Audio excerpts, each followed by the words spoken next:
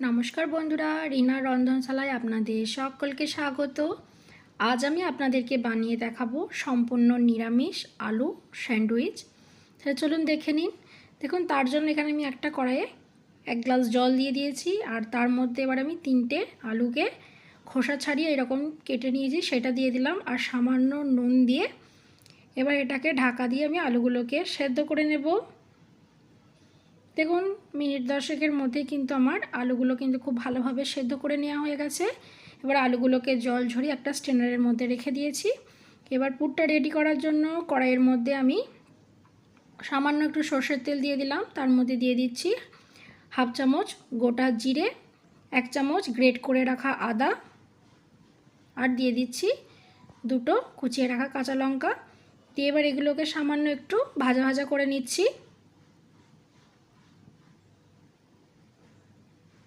ভেজে নেওয়া হয়ে গেছে। এবার সেদ্ধ করে রাখা আলুটা আমি এর মধ্যে দিয়ে দিচ্ছি স্বাদ অনুযায়ী নুন আর হলুদ গুঁড়ো। এবার সমস্ত কিছুকে খুব ভালো করে নাড়াচাড়া করে নিচ্ছি, আর খুন্তির সাহায্যে এইভাবে চেপে চেপে কিন্তু আমি আলুগুলোকে একটু ভেঙে ভেঙে দিচ্ছি। দেখুন, এইভাবে কিন্তু নাড়তে নাড়তেই আমি ম্যাশ করে নিয়েছি। এবার আমি এর মধ্যে দিয়ে দিচ্ছি 1 চামচ ভাজা মশলা।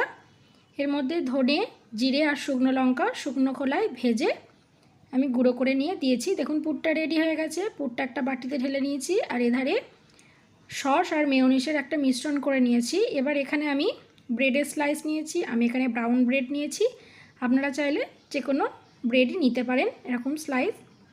এবার সস আর মেয়োনিজের যে মিশ্রণটা করে রেখেছিলাম সেখান থেকে 1 চামচ নিয়ে ব্রেডের উপরে খুব ভালো করে লাগিয়ে দিলাম। এবার যে আলুর পুরটা করে রেখেছি সেখান থেকেও খানিকটা নিয়ে এইভাবে ব্রেডের মধ্যে দিয়ে আমি এইভাবে স্প্রেড করে দিচ্ছি। দেখুন, ঠিক এইভাবে করে দিয়ে উপর থেকে আর একটা ব্রেডের স্লাইস নিয়ে আমি এইভাবে করে নিয়েছি। দেখুন, সমস্তগুলোকে আমি করে নিয়েছি। এবার একটা ফ্রাই প্যান নিয়ে নিয়েছি, তার মধ্যে সামান্য একটু বাটার আমি খুব ভালো করে মাখিয়ে নিচ্ছি। এবার যে স্যান্ডউইচগুলো করে রেখেছিলাম তার থেকে নিয়ে আমি এর মধ্যে দিয়ে ওপর থেকে আরেকটু বাটার লাগিয়ে দুটোর দিক আমি কিন্তু খুব ভালো করে উল্টে পাল্টে সেঁকে নিচ্ছি।